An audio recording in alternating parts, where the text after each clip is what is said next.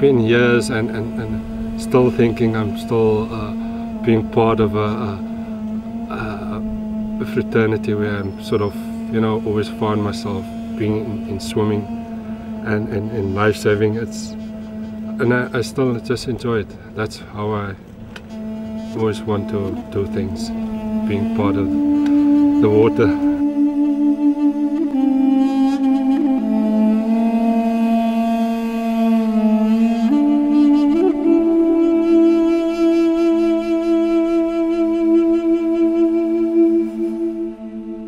As good as he was, Derek was one of the best. Believe you me, he could have, if given the opportunity, he would have become, definitely would have been one of the top swimmers in the world.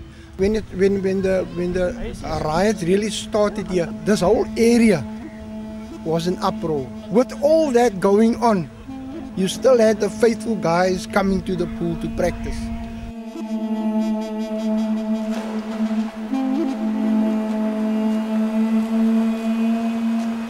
Look there.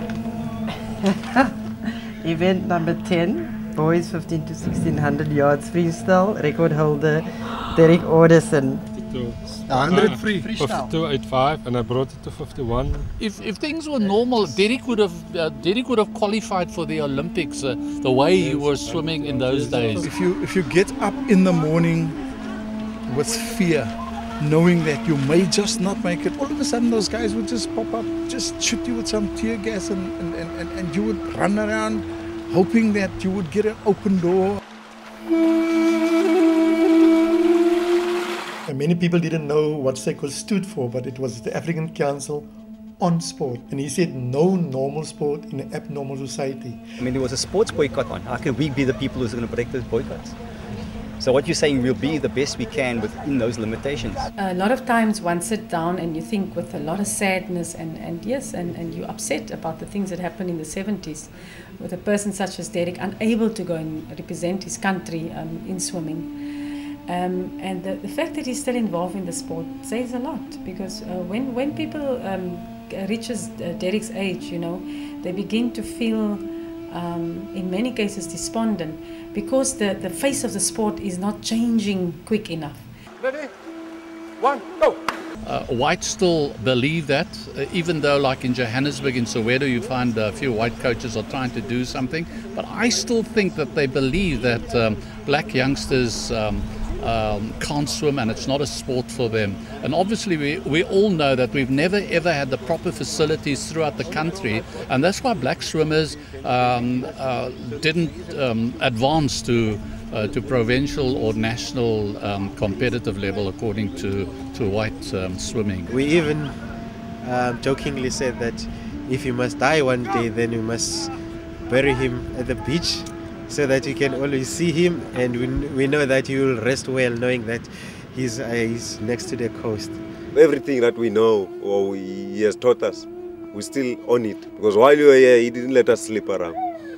He'll take us back the tidal pool, teach us how to swim, teach us how to swim faster, teach us all these life-saving skills. He was more like a father to me all these years. He still is. We even call him the father of life-saving. The only way one could train Derek was simply this.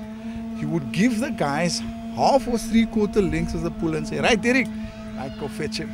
That's the way we used to train him. At the time when my mom passed away, I can remember that I actually, about 3 days afterwards, it was Nationals swimming championships. And I went to go swim.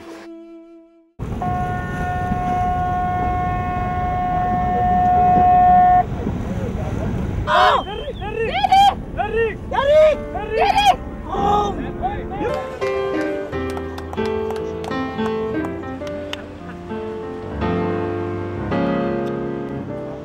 Now that my dad's got Alzheimer's, I think you still have moments where you can't remember, but I think when it comes to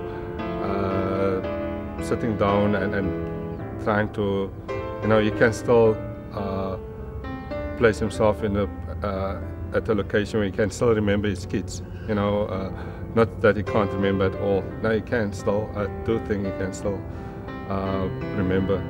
And on that specific day, I think he could register that it's me.